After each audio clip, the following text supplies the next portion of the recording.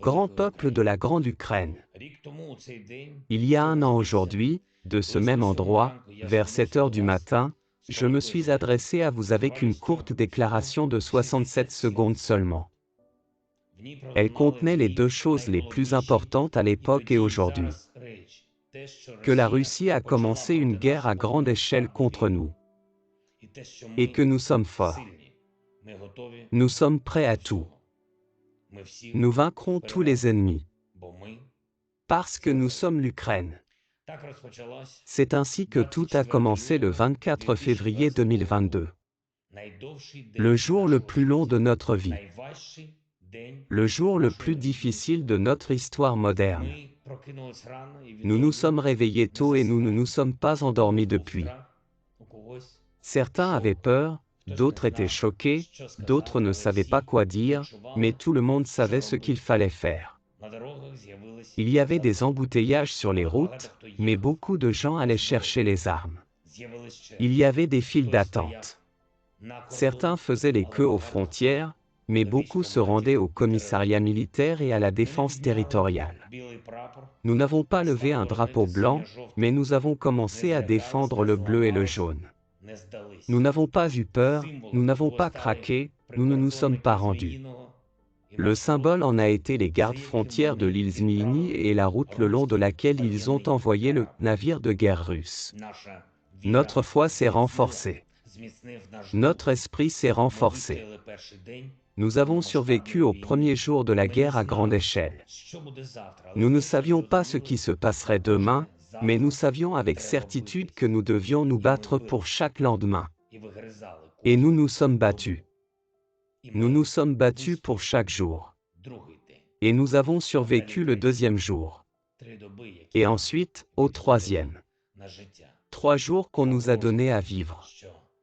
Ils ont menacé que dans 72 heures nous n'existerions plus. Mais nous avons survécu le 4e jour. Et puis le 5e. Et aujourd'hui, cela fait exactement 1 an que nous résistons. Et nous savons toujours que nous devons nous battre pour chaque lendemain.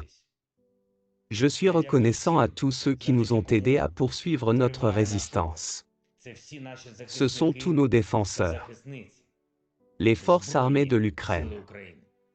Les forces terrestres, notre infanterie et nos tankistes.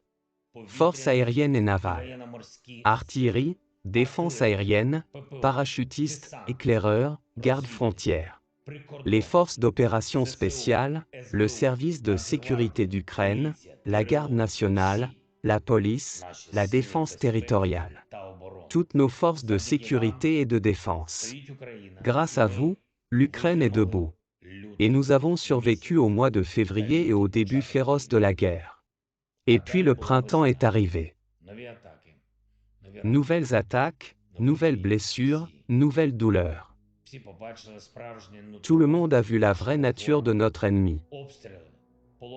Les bombardements d'une maternité, d'un théâtre à Mariupol, de l'administration régionale de Mykolaïv, de la place de la Liberté à Kharkiv, de la gare de Kramatorsk. Nous avons vu Boutcha, Irpin, Borodianka. Le monde entier s'est clairement rendu compte de ce que signifie réellement le monde russe. Ce dont la Russie est capable. Dans le même temps, le monde a vu ce dont l'Ukraine est capable. Ce sont les nouveaux héros.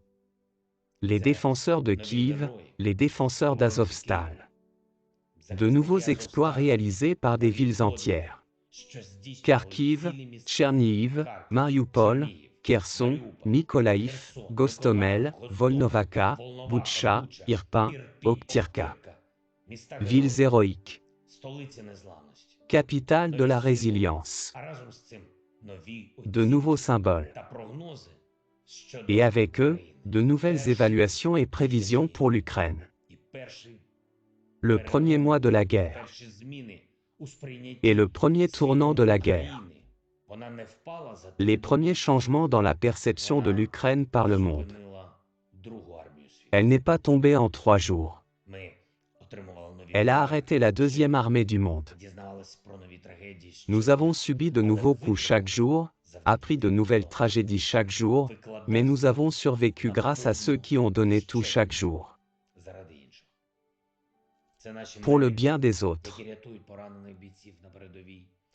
Ce sont nos médecins qui sauvent des soldats blessés sur la ligne de front, effectuent des opérations chirurgicales sous le feu, accouchent dans des abris anti-bombes, et restent en service pendant des jours et des semaines.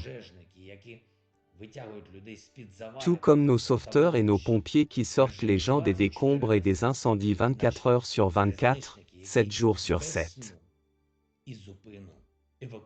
Et nos cheminots, qui évacuent des centaines de milliers d'Ukrainiens sans sommeil ni repos depuis le début de la guerre. Et puis il y a eu les premières offensives, les premières réalisations, les premiers territoires libérés. La première et non la dernière Tchornobaïvka. L'expulsion des occupants des régions de Kiev, Sumy et Tchernihiv.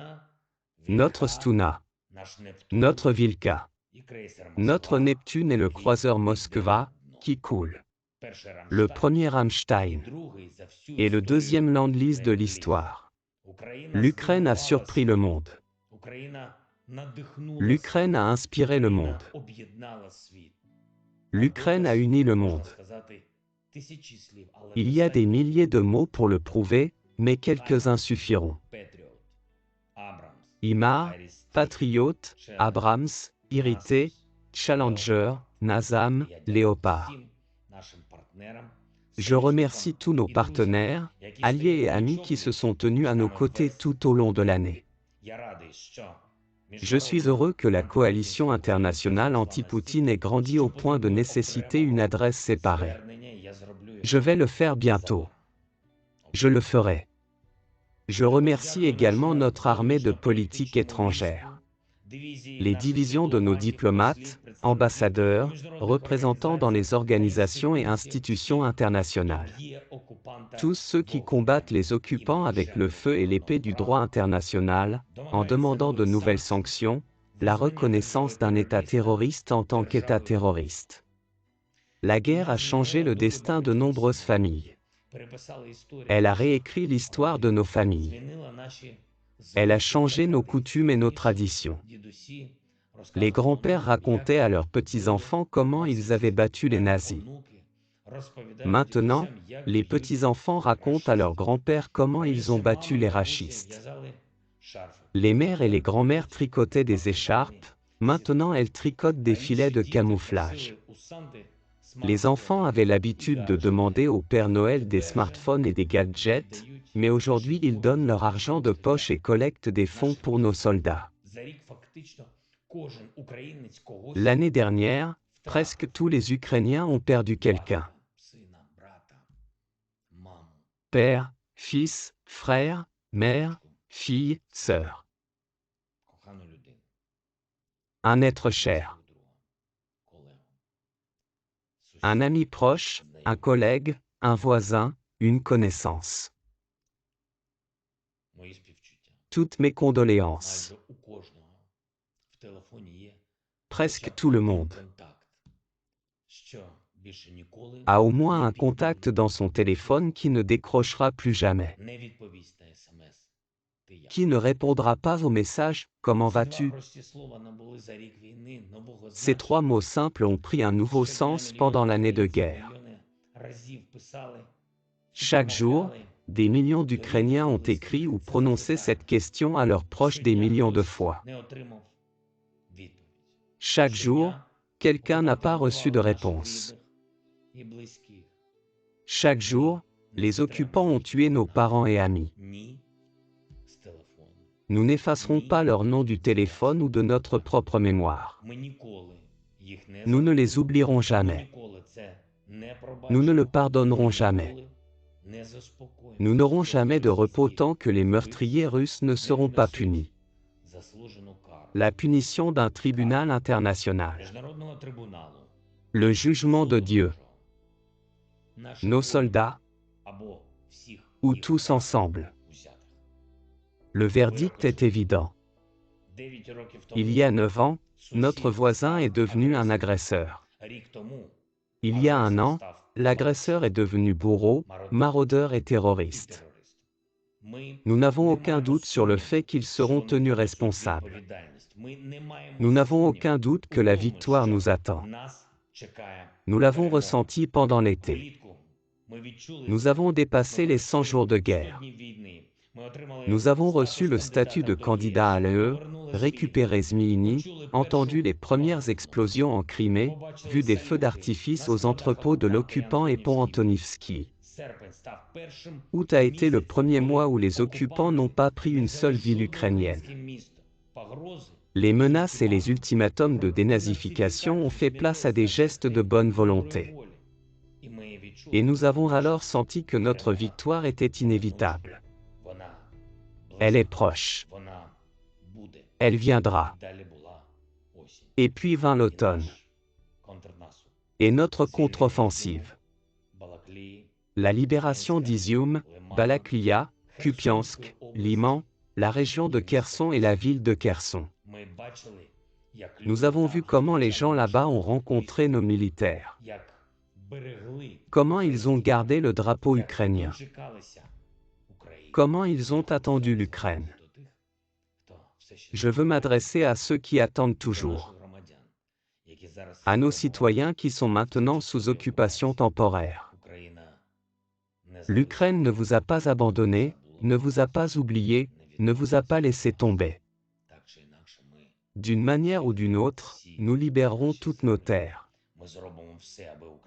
Nous ferons tout pour que l'Ukraine revienne.